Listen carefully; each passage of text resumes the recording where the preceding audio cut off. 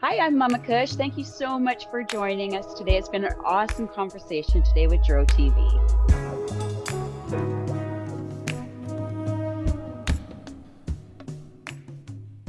Welcome back to My First Time, the show where our guests get to tell their story of the first time they got high on marijuana.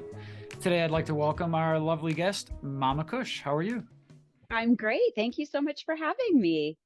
Thank you for coming on Dro TV today. You can find more of Mama Kush on Instagram at Mama Kush 420, very aptly named.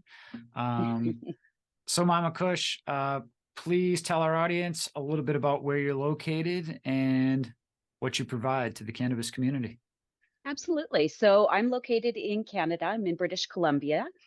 I am an ACMPR, which is our medical system. So I'm licensed for up to 98 plants, Wow. and I use that. I'll never get that much, but I just don't want to have to count. I don't want to have to watch my numbers. So I Sure. just go big or go home, right? Awesome.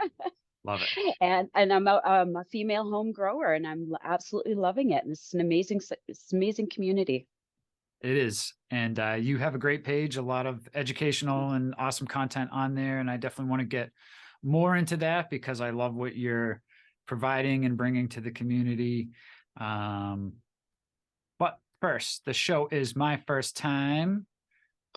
I know you may have a first and a second time. So please, why don't you just indulge us in your first experiences with cannabis? All right, thank you. So it's actually my second first time because I smoked as a teenager, as Okay. most of us do. But then when I decided to settle down, get married, have my children, we didn't want that in our family. So we didn't partake for 20 some years. Then my children grew up and I realized that they were smoking more pot than I ever could. So, and I was with a very stressful job. I was in the healthcare system at the time. And so I had a lot of sleep issues, anxiety, stress, that sort of thing. And I have some physical ailments as well. So I thought, you know what, I'm going to try because it was just on the cusp of being legal again. So I thought, you know what, let's give it a try. And as soon as I had my first joint after 20 some odd years of not, I fell in love all over again. It just took me back to my teenagehood. And then it was, well, a little bit more, and then a little bit more. And then how do I start growing this? Awesome. And then that went down the big rabbit hole there of gardening and whatnot after that. Excellent. So 98 plants, is that I'm assuming a specific level of home grow you needed to get licensed to do that? Yes. So when you get licensed in Canada, you have your doctor's recommendation on how many grams per day that they think you should be using. I wanted to go down the route of topicals and lotions and that sort of thing. So you need more product for for that sort of um, plan. And so then I discussed that with my doctor because I have tendonitis in my shoulder and whatnot, and so I wanted to start using the topicals, and he suggested that I have that, so then I don't have to worry about my numbers at all, with one less stress. So it's all based on doctor recommendation. It's not like you That's pay right. $500 for the 98 plant license. Well, sort of. So you pay for the appointment Okay. unless you have a family doctor or a healthcare physician that is willing to provide this service to you for free. They're hard to come by, Okay. and I live in a small town, so I have to use the internet for that sort of thing. So you pay for your appointment. So Okay. you could do your own research on Okay. No worries. Um, that. that's great. Is it something in Canada where home grow is only available to medical patients? No, in Canada, we're federally legalized, Okay. and every household can grow up to 4 plants. Okay. So that's four for every household, not every adult, every household. So with my license, it's actually 98 plus my four recreational. So I have my medical license, and then I'm allowed to have my 4 recreational. So my 4 recreational are usually my outdoors. 4 is Awesome. enough outdoors. I don't need any more than that. Sure. Excellent. Now I've heard stories of, and I guess it comes down to the discretion of the authorities, but uh, if you had 4 germinators, let's say, and then 4 plants that are ready to be harvested, is that 8 plants or do they consider that 4 plants? As soon as it has roots, it's a plant. Okay. That's what I've always been told. As soon as it has a Okay. root, it's a plant. I mean, it could be this big and you know it's going to be 3, 4 months until you get anything out of it, Right. you know, but that if it has a root, it's a plant. Okay. Makes sense. Makes sense. Yep. Makes it easy. The fact that we're limited on how much we can grow doesn't make sense, but that's a different topic for a different conversation. Exactly. Mama Kush, what you smoking on? I am smoking on some home grow dosido. Awesome. This is one of my favorite strains. She's the worst one to grow because she is very small producer. Her nugs are very, very small and very, very tight. And so there's a lot of trimming involved. But we keep her around. I've been growing this strain now for 4 years. I've been Okay. cloning her for 4 years now. And we keep her around because she's a tasty one. I love her. Awesome. I can attest the last time I had Dosey Do was very tasty. And since I buy ounces, I've had quite a bit of Dosey Do. So there we go. Awesome. Yep. Yeah, it's like the White Widow. It's just a good hearty. I grew that one too as for a little while. I grew that one for about 3 years. Excellent. So did you always have this green thumb, or did you just figure out that when you realized cannabis needed to be in your life, the easiest way was to walk outside and be able to talk and grow my cannabis plant?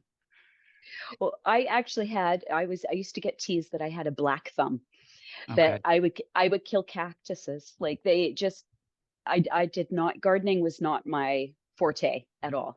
So when I started going down the rabbit hole of gardening, it actually surprised me and it surprised my family quite a bit actually how involved I got into it and how it took over my life and how happy it's made me. It's just growing something. It doesn't even have to be the medicinal plant. Just growing something is rewarding. Absolutely. I have 41 plants and vegetables I'm growing in my garden right now. So I can attest.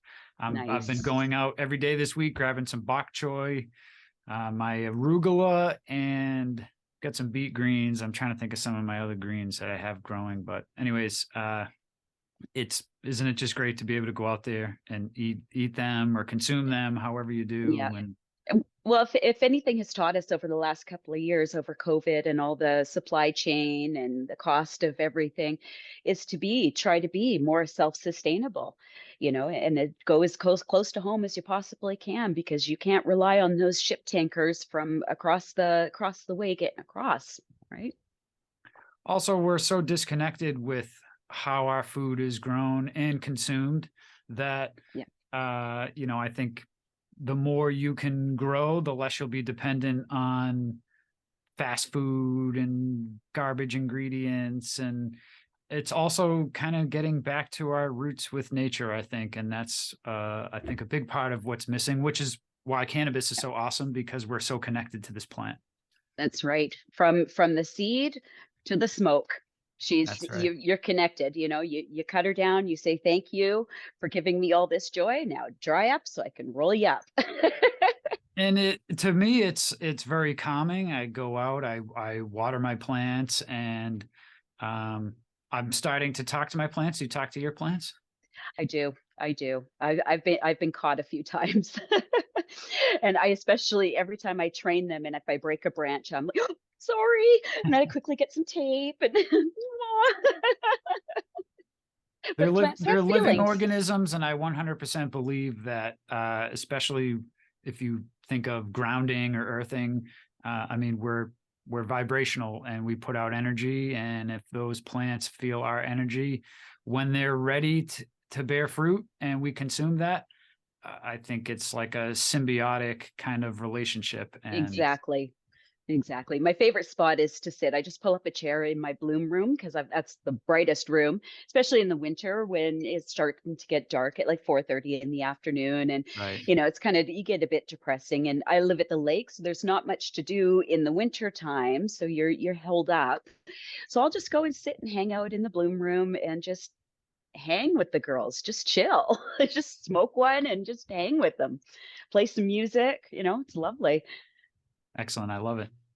What are some of the things when you first started growing you realized were, wow, this is super easy, or something where it took you a lot of trial and error, maybe determining lights, fans, fertilizer, stuff like that? Well, I was okay on the equipment side because I had done my research and whatnot. So I was okay on the equipment side. The humidity in my tent, that kind of gave me a little bit of a run for my money in the beginning. Okay. But I have that all figured out now. But the gardening part of it, uh, I always wanted the hurry up and grow. So the hardest part for me was just being patient and just the plant will do what she wants to do when she wants to do it, realizing they're the boss, not me. Right. Awesome. And nature will do what it does on its own. There's not much. We Yep, can certainly water it and fertilize it and help it out, but nature's just going to do what nature does. exactly. Hey everybody, I want to quickly mention Food Forest Abundance. Food Forest Abundance is a great way to create your own self sustaining food forest and naturally occurring ecosystem that's commonly found in nature, but designed specifically for you. Through multiple layers of trees, shrubs, herbs, vines, rhizomes, mushrooms, and perennial vegetables, you can become your own supply chain without the typical maintenance required of a garden. From small spaces to large areas, both urban and suburban, Food Forest Abundance wants us to get back to our roots in nature by engaging with our food production in a meaningful way. For more information, click on the link in the description below and start your journey today. Okay, let's get back to today's episode. Now, a lot of what you post and share has to do with maybe some tips and tricks. What's some of the things that you like to share the most that you think is most helpful? Training, Okay. absolutely. I get in there and train these girls, and I find so many people are worried about training. Now, I'll just take these girls and I'll just bend them over and I'll manipulate them and move them around. And so this is where I feel like I'm the boss. Right. I'm really not, but I feel like I am. And so I like to, this is my favorite part of growing is the training, getting my hands on the girls, getting in there, getting that really good connection with them. Excellent. So, how long have you been growing consistently? Just a few years now? About 4 years. Four About four years? years. For a while there, I was saying two because 2000, 2000 to 2022, it's kind of like they didn't happen. And I always Right. forget that those 2 years, but it's been about 4 years now. We wish we could forget what happened, but Yes, absolutely. when you do consume, obviously you're smoking some flower now. Mhm. What's your preferred method of consumption, or do you run the entire gamut? I like to use the bong. That's Okay. that's my favorite. In the morning, I like to have a joint though with my coffee. That's kind of get started in the morning, and then the bong for the rest of the day. I haven't really dabbled too much into the dabs or anything. I do want to get a rosin press Okay. eventually and start making some home stuff, but no, I haven't quite got there yet. Awesome. So what's the next level above 98 plants? Well, you could actually, I believe you can go up to 400. I think Okay. that's the maximum that a home grower is A home allowed. grow. But So they don't consider that commercial at that point. It's still home grow. that's medical. Yeah, Wow. yeah. And yeah, I think 400. I believe. Like it's been a while since I've looked at the numbers, but yeah, I think that's the top one. Sounds like a lot of work. Yeah, yes. So you've got four outdoor growers. Um, how was I going to ask this question? Okay, you have four outdoor growers. How long is your season that you can grow? And typically, when do you start and end? So usually the rule of thumb out here is May long weekend. So the end of May, it's our first big long weekend of the summer. It's kind of the summer kickoff. And we're usually harvesting October, November in there. My girls this year, we had a phenomenal fall for it. It was like we were out in shorts and a tank top for Nice. all of October pretty much. So I let my girls go right till the end of October, early November, and I harvested them. So I'm really looking forward to that because that's the longest I've been able to let them go. I've always had to chop them a little bit early. Excellent. And do you get into making edibles, topicals, anything like that as well? Yeah, I have actually. Yeah, I really do enjoy the creams and the balms, and it's actually amazing because I have a lot of older folks around me, and I'll just give that to them. I see you won't get high, just try it, and they end up loving it because it's so great for their arthritis and their joints and their muscles and whatnot. So yeah, they're always coming back to me asking for more. Awesome. And that's why you're Mama Kush, right? That's right. Now, I don't know how much you pay attention to us here in the States, but when you see everything that's going on here, what's your comments on what's going on in the States here? As far as legalization, we've got pockets of areas where I'm in Florida, it's only medical. I just moved from Massachusetts a few years ago. It's 100% legal there. What's your feelings on? I think it's going to happen, but it's moving too slowly.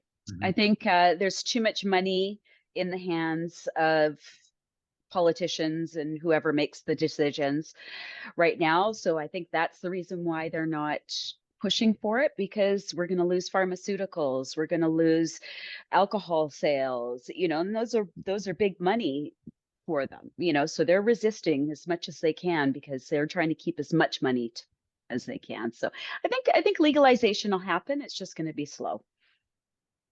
Unfortunately, Yes, unfortunately. things move slow, and not just because the people in charge are old. It's because that's how our system works. But Well, I feel the more that we talk about it and we keep the conversation and normalize cannabis, the easier it will be.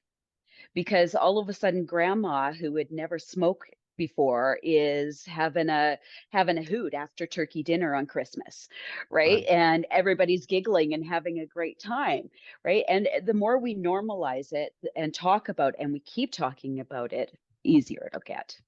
absolutely. Now, when it comes to the pharmaceutical companies in Canada, are they trying to weasel their way into these cannabis corporations? What kind of involvement do they have in the cannabis market? Well, we all the recreational dispensaries and whatnot they all have to be everything has to be bought through the government, from my understanding. So craft Mhm. cannabis and that sort of stuff is not as readily available as it should be. With the medical side, it's hard to tell because they keep a lot of that stuff away from our ears, right? In the media and Sure. whatnot. So yeah, it's just kind of hard to say that. I'm sure they are, but I can't really comment on it. Right. Yeah, we're in that buffer zone. Yeah. I wanted to ask about uh, for a first time grower out there trying to, whether it's in a tent or possibly outside, Mhm. any first first tips for somebody just starting out? YouTube Yeah. University, is that one of the best tips? Yeah, YouTube, that's where I learned, but don't overcomplicate it. Don't overcomplicate it. It's a plant. It'll grow. We want to get our hands in there and make it do more than what it's willing to do. But just don't overcomplicate it. Find one or two YouTube people or podcasts or Instagram, whoever you feel, a friend, and listen to what they have, and then just try. The worst thing that's going to happen is you're not going to have a great harvest. You're going to learn for next time. So just don't overcomplicate things. Right. Awesome. like everything else, just get started, just try it, and you'll make some mistakes as always, but learn from those mistakes, and it'll be a lot easier next time. And just know this is an amazing community, and there's always somebody out there to give you a hand. Absolutely. Or give you a joint if you need it. Yeah, that's right. I'm always popular at a party. Great. A friend with weed, right? Yeah. I bet you're very popular at the parties, Mama Kush. Do they, you get a lot of invites because they know what you come back in with, or? Yeah, I do, because of the last couple of years, we don't share joints anymore. So I'll just roll up like a big tin worth and just hand them around, and just, there you go. Excellent. Now, I just remembered a question I wanted to ask. This might be a two-part question if I can figure out how to say it appropriately. In order to grow recreationally, you need a doctor's note?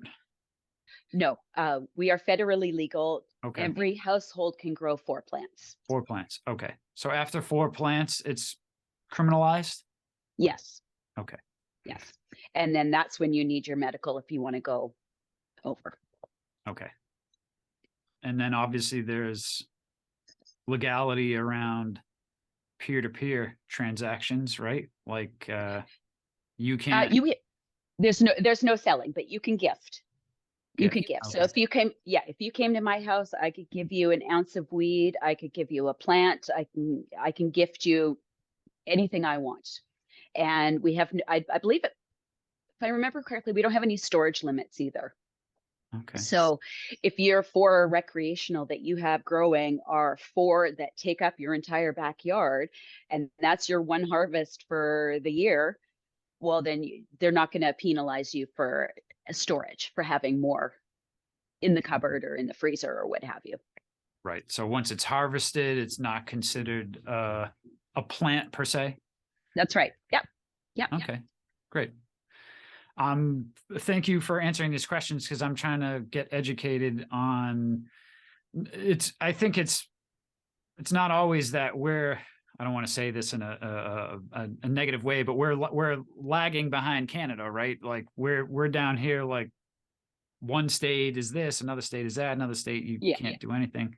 But I would imagine that a lot of our legislation eventually will kind of mirror what's going on in Canada, because it's so close, and it's one of the few countries where it is 100% legal. Washington State is legal, and I live in British Columbia, and so we travel down across the border quite often. We'll head down to Seattle or Linwood in that area, but we can't cross. We're legal, they're legal, but we can't cross the border because it's a federal line. Right.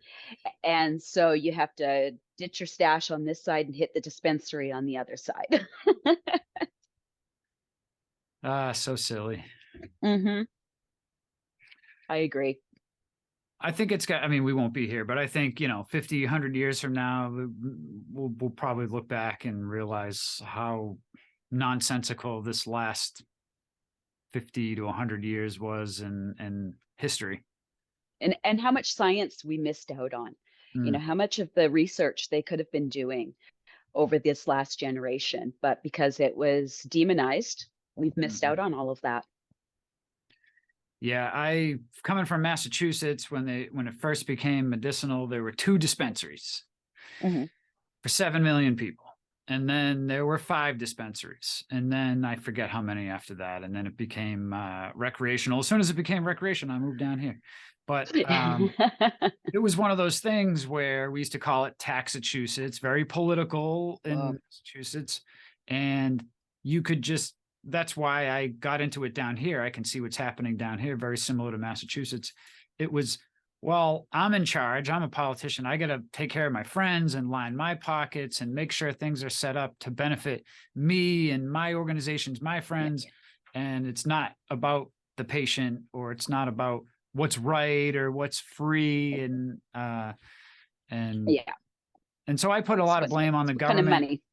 Money. I was going to say, I put a lot of blame on the government and a lot of blame on pharmaceutical companies, because if this plant medicine can solve a lot of my problems and I can just walk outside and my medicine is there, I don't need a doctor's note. I don't need to pay for this doctor's note. The doctor can't prescribe drugs and medication. And I think, as we've seen for decades now, especially here in the United States, the lobbyists, the pharmaceutical industry has the most lobbyists of any industry. So yeah. It's all about the money. All about the money. Yep. Which again leads us back to this plant where they produce seeds. I mean, not to say that there can't be any money involved in cannabis, but it really is something that it can just keep propagating to where, I mean, everybody could have 98 plants on their property. Yeah. They used to. Right. Hemp was a big producer, and it was a big money maker. And then they decided, no, you're gonna find too many good things out of this. We can make paper and clothes and rope and and still get high. Right. Yep. Yeah, unfortunately, that's the way the world works right now. And like I always say, I was always a black market guy. I don't have a medical card here. I still rely on friends who are outside the spectrum, I guess. And I'd still just continue to live my life the way I do, because there's laws, and then there's what's right and what makes sense. So Exactly. And hopefully right will win sooner rather than later. Which will lead me to a quick public service announcement about jury nullification. We talk about it a lot here on this show. If you're ever a juror, you have the ability to be on a jury. If there's no victim, there should be no crime, and you have the ability to take that case into your own hands and say, I don't think this person should go to jail because there's no victim. If they were possessing a plant, even distributing a plant, if I want to sell you something and we're two adults and you want to give me money in exchange for something and we're not harming anyone, neither one of us should go to jail for that. So jury nullification is a concept where if you're in a position and you see that somebody could go to jail, regardless if it's a law, you have the ability to say this person should not go to jail for this crime that they committed if there's no victim. So that's my quick little 1 minute on jury nullification. Which, once it's federally legal, like it is in Canada, maybe there's instances of 99 plants when you only had the permit for license for 98, and maybe that makes its way to a court, and there's still a need for jury nullification in that sense. But to throw people in jail, it's pretty ridiculous that we're still at that stage. Yeah, absolutely. Well, Mama Kush, it's been excellent speaking with you and learning more about what you do and provide for the community. Any parting words before we check out today? Well, I just want to thank you for giving me the opportunity to have a little chat with you today. It's been great. Thank you. You're welcome. Thank you. It was a pleasure, and I love your whole demeanor and everything you have going on. So thank you again for being a great guest. Please tell everybody where they can follow you. I'm on Instagram, Mama Kush 420 and Mama Kush 2.0. I have my backup account. Instagram, every day I wake up and I'm not sure if I'm going to have my account or not. So make sure you're following both of my accounts there. Excellent. And also make sure you go down and smash the like button and leave a comment for Mama Kush if you have questions about growing, or maybe you've got some tips and tricks of your own. Leave those down in the comment section, and make sure you are subscribed to Dro TV, because otherwise you'd miss amazing guests and interviews like this one with Mama Kush. Thank you. You're welcome. And I should just keep it up here. I forget, but I always end every show with smoke 'em if you got 'em. So thank you for tuning in, and smoke 'em if you got 'em. Cheers. Cheers. What's up, Dro TV family? You can now stream the audio version of all these episodes on your favorite podcast player. And if you like more episodes like this, check out this playlist we put together over here for you. And if you haven't already, subscribe to us on YouTube, You don't want to miss more great content from Tro TV. Thank you for tuning in, and as always, smoke them if you got them.